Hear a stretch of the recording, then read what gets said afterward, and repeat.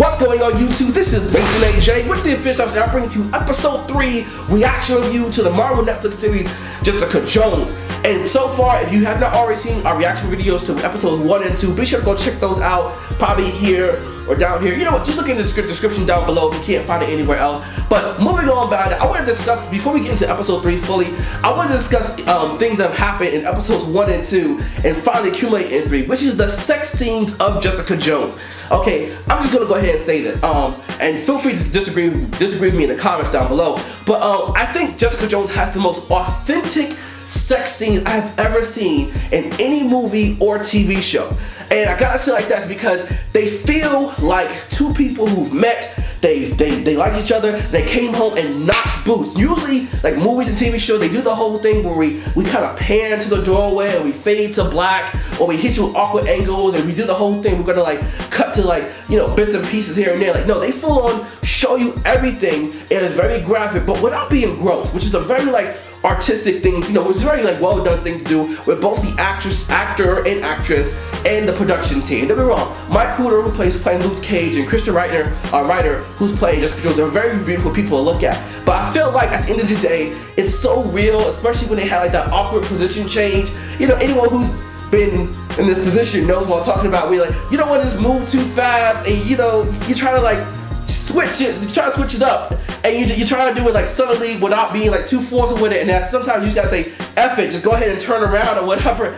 And I'm really enjoying that, and I felt like if I was Jessica Jones' roommate, which I probably wouldn't be if I was living, like, you know, which I probably wouldn't want to be if I was living in that building with her, but I feel like if I was her roommate, I could full-fledged open the door and be like, oh, whoa, okay guys, I'm gonna be here and kind of just close the door of that. Taking sex a little bit out of the equation, I also really enjoyed the dynamic presented with the sex and the foreplay with other two characters. I like how, you know, Jessica Jones and Luke Cage, now that they know each other, have powers, and they know they don't have to hold back anymore. You see how like he was pushing himself up on her, but she was pushing herself back, and he was all like, damn girl, you strong, but I like that about you, but I'm also a man, so I'll pick you up and just slam you up against the wall and everything. I was really enjoying it, and I was supposed to also really enjoy, even after the sexiness was done, them talking about how they're bonding over the anonymity that they both have when it comes to having superpowers in this world. How, you know, they're not trying to, you know, put a target on their back, as Luke Cage says, or, you know, be out there in the main field. They're just really trying to live their lives.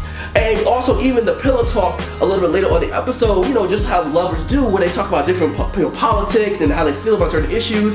And Jessica Jones kind of like hits a little bit at Kilgrave a little bit, but she doesn't quite want to open up, and Luke Cage is like, oh man, you know, that chick Hope is crazy, and she's all like, crap. So, you know, that's pretty much the equivalent of you being a Democrat and you just find out the dude you like is a Republican, you're all like, now I gotta deal with that. But speaking of Hope, I love in this particular episode, I love in this episode, we heard it clearly, how the radio and everything around it is just a fully functioning world. People are still referencing Avengers 1 and everything, and they refer to people as like the big green guy and the flag waver and like all this other stuff that's happening. And even on the news in it, we still hear Hope's case and people's different opinions about it. It just fully goes on to show you how events are pretty much trickling down into one another, and how the world is just fully working. Now, when it comes to the MCU, I've seen this so much in Agents of S.H.I.E.L.D. and even with all the other Marvel movies. I love how everything is so connected together. There might be separate events, but because the world, like in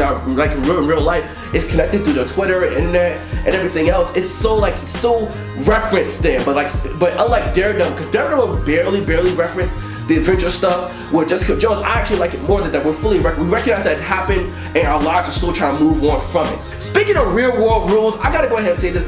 I'm loving Karen Ann Ross, Neo's ex-wife for The Matrix. I'm really loving her so far because not only she's a very powerful, very sexy female character, but she's also like a 100% realist. And I love how even though she's helping Jessica out of like a little bit more of a selfish desire, it feels very real, and the way she operates in the world is much more realistic. She reminds me a lot of Cat Grant from the Supergirl series, where Jessica just wants to go in here and do your lawyer thing and fight. She's like, look, I could go in there and do that, and then I would lose. And why would I want to lose like that? And so even though she's doing things which might be a little bit shady and mean, maybe even a little bit unethical, they're all ultimately for the greater good because she knows that's what it takes to get the job done. Two characters which I'm like surprised. I wasn't liking them at first, but now like they're starting to grow on me a little bit. It's Trish.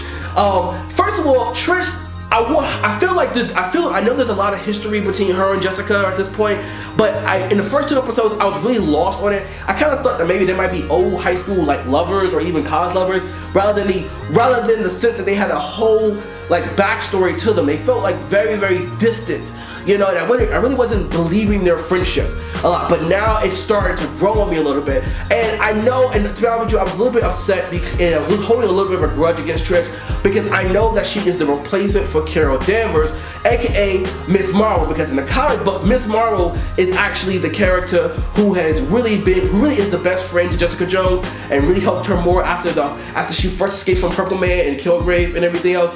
So, but now in the MCU, Miss Marvel's gonna do her own movie and shine a spotlight on her own different side of the field. So she kind of can't be in a TV show right now. I don't see why not, but hey. So Trish is kind of her replacement, and I felt like you were a weak replacement. And also, speaking of weak replacement, I gotta say, bitch, you need to slow roll down, because I understand that even if you look at other side characters, every time you guys try to jump up ahead of your curve, something bad always happens and smacks you down. And I'm looking like, yo, how many times has Jessica been telling you what Kilgrave can do, and you just want to go out and insult the man because you feel bad? I'm looking like, whoa, Jitch, you need to really, really kind of like calm down and figure out a better plan of action on how to deal with this, because we ain't playing games with this right now. You will see how getting real serious right here, and that's what I'm saying about that. And then there's also Malcolm. Like, Malcolm is the added character, and originally I was like, what is the purpose of this guy? But I really like seeing him with Jessica. I really do. I like how they take care of each other and how they have this whole like buddy system thing going on. And I think Malcolm is like going to be important. He showed it way too many times to not be important at this point. I'm waiting to find out that he's a superpower character, or he has powers, or technically, maybe he's just like the dude from Heroes where he was a drug addict, but he's psychic, so he kind of knows things are going on and everything else. I'm just waiting to see what happens with him, because I know he's important. But then also, that what really like won me over with him was that look he gave Jessica after she sold him out in the hospital. It was all like, bitch, did you really like, he knew like no matter how drunk they were, he was looking like, yo, really dog, you gonna sell me out like this? You gonna sell me out like this? When you ain't gonna say nothing, alright, I'm gonna see you later. Like that. And I was looking like, I felt so bad, but it's so real that he had to get sacrificed in order for her to get what she needed. So apparently Jessica Jones went to the Assassin's Creed school of like stealth and like that, where all she has to do is put on a hood and just people which mysteriously just don't notice her anymore or something like that. I don't know. In 2015, I feel like anytime I see anybody with a hood going down, especially after 9/11, especially living in New York at all fucking places, I'm looking like that's an instant suspect. I instantly recognize that something's about to go down. But with her, she's like, oh snap, time to get stealthy. Also, the other big reveal of this episode was the fact that we finally get to see Kilgrave's face.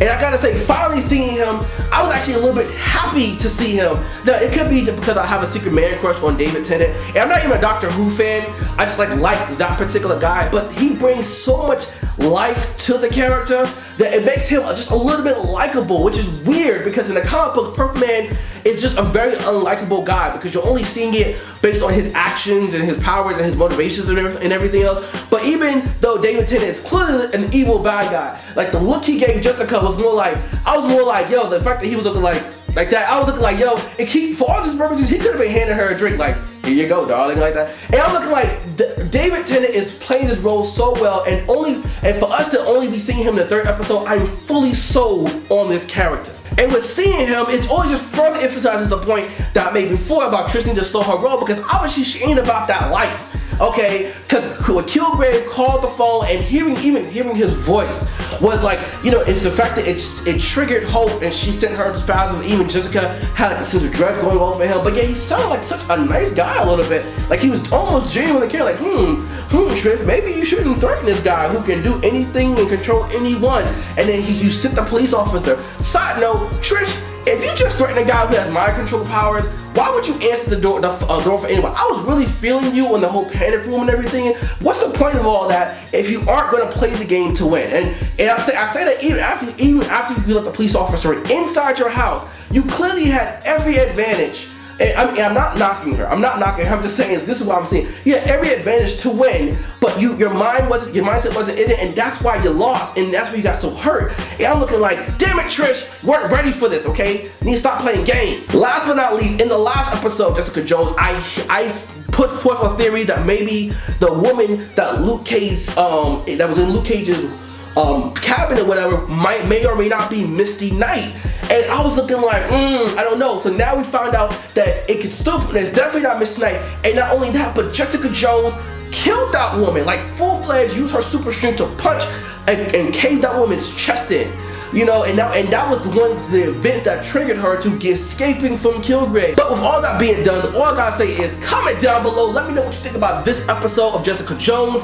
I am loving it so far. Like I said, I'm only 3 episodes in. I'm about to go watch the 4th episode and come back to another reaction review. Let me know what you think about the series so far. Or do you think it's, as right now for episode 3, do you think it's better or worse than Daredevil? How do you think the series is gonna end? What did you think about seeing Kilgrave finally? What was your experience? I want to hear how you felt when you first saw like all the events that happened in this episode. But once again, this is Mason AJ with the Aficionados and watching Jessica Jones. Special guest with a one-time only podcast extraordinaire, Gwenessa.